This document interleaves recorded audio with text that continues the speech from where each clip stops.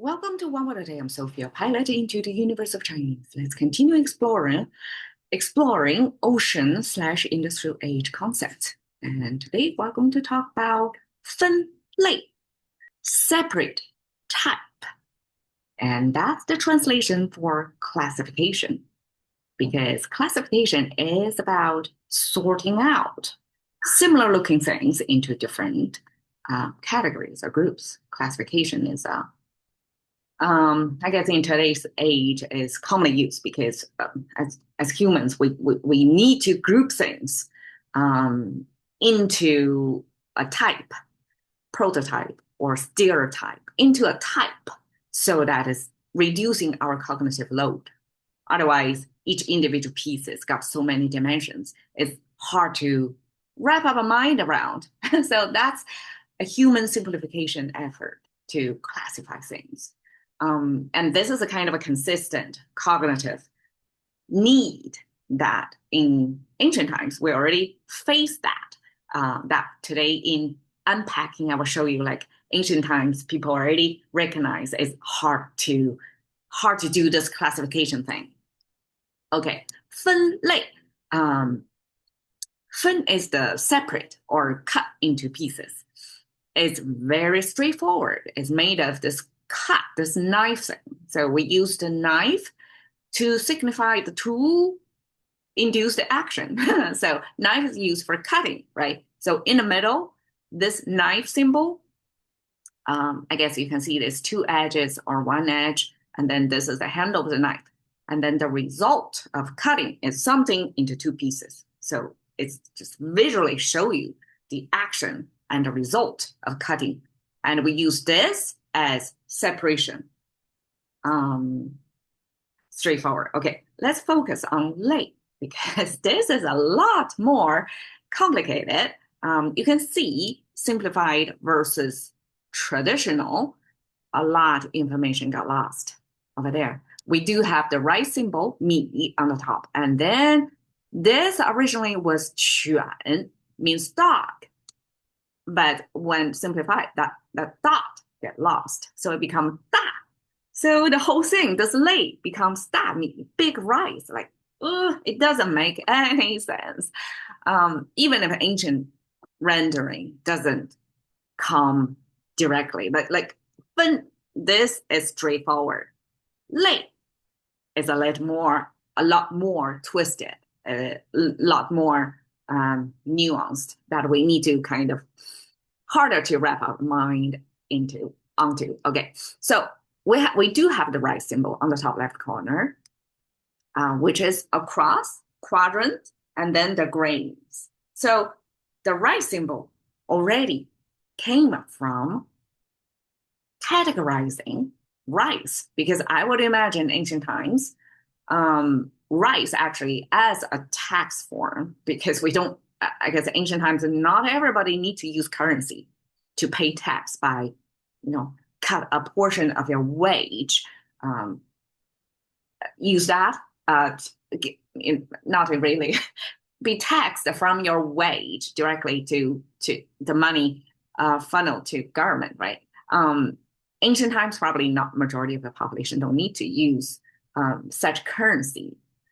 So they use a portion of their production, which is rice represented here, their crops as part of the tax paying. So a portion of that goes to the government instead of using cash, right? Okay. And also cash currency was a later invention. So Chinese character started way before that. So this rice classification, because rice used to be used as a tax-paying vehicle. So the value, the evaluation of rice, not only the volume, but the unit price, how to decide on the unit price, affects how much you're going to pay the government, right? Critical information. So I can imagine in the classification effort, classifying the grains of rice would become critical for household income, because that affects how much you pay tax, right? Okay, So this rice classification eventually becomes rice. And then we have the dog symbol, which is a Chinese super abstraction of a dog. We have the dog ears, the snot here on the top, and this dog is upward facing. It's almost like a verticalized dog. We have many verticalized characters. So we cannot just view Chinese as gravity oriented. It's not actually. So this dog symbol, the rest of it is the body at the bottom of the right. And then the right side is ye. Today it simply means the page, weirdly. But it originally means the head of a person. So this top is mian, is the face, the surface. Well, actually, mian. With the second round of circle, it would be surface. But without the second round, simply is the head. We use the nostrils, the two horizontal lines are supposed to be in the nostrils. Again, verticalized. I mean, our nostril simply doesn't look like that, right? But Chinese somehow stack it up, make it verticalized, like our eyeball symbol, also verticalized. Then this kind of like a nose bridge thing with the nostrils at the end, and that's the center of face. It's kind of around here. And then we use a kind of circle, peripherals of the face. So just like drawing a circle, right? We have the center of the circle, the parameters of the circle, or circumference of the circle, the whole thing to define circle. Even if we may have so many other things, but to make things abstract enough to show what that is in the simplest way, Chinese simply use the center of the face, the peripherals of the face to signify the whole head or the whole face.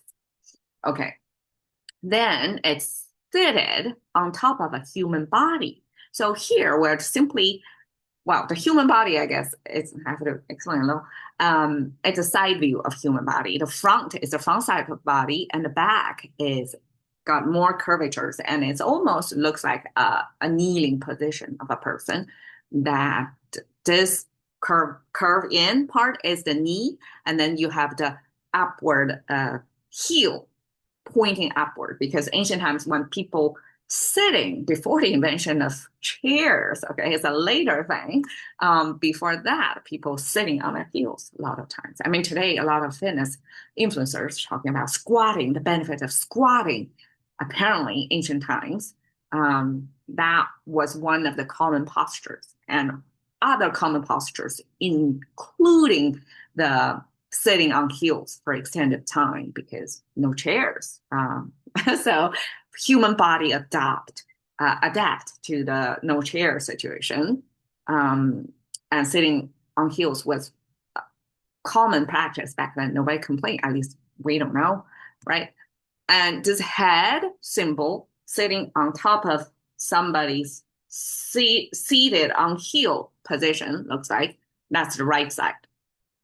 Simply, it's almost like a whole person with an emphasis or focus on the head. So the head, I guess, ancient times also recognized that's where you speak, where you eat. So a lot of human input, output come from the head, right? The rest of the body is your structure to carry you around to do things, but the head is the commander.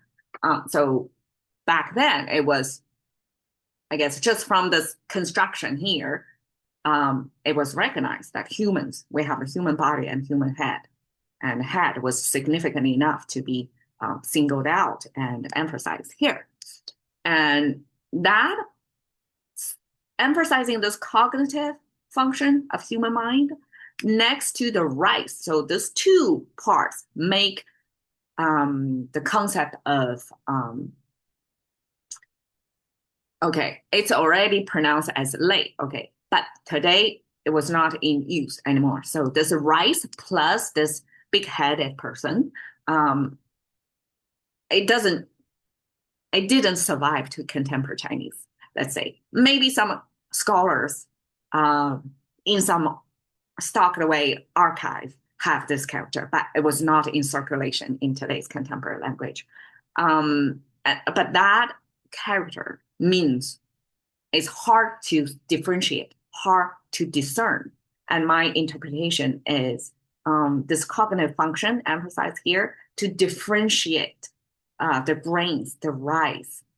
In English, we have this granularity, right? It came from grain because granularity itself already implies the finest things that human regularly handled back then, because rice grains were this representation of small scale things that human interface with. Like below that is like too microscopic for technologies back then. So grain of rice already signifies the low granularity of things.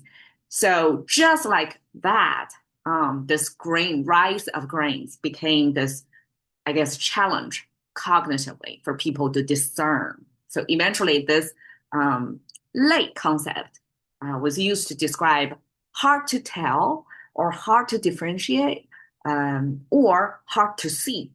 It's like a vision impaired.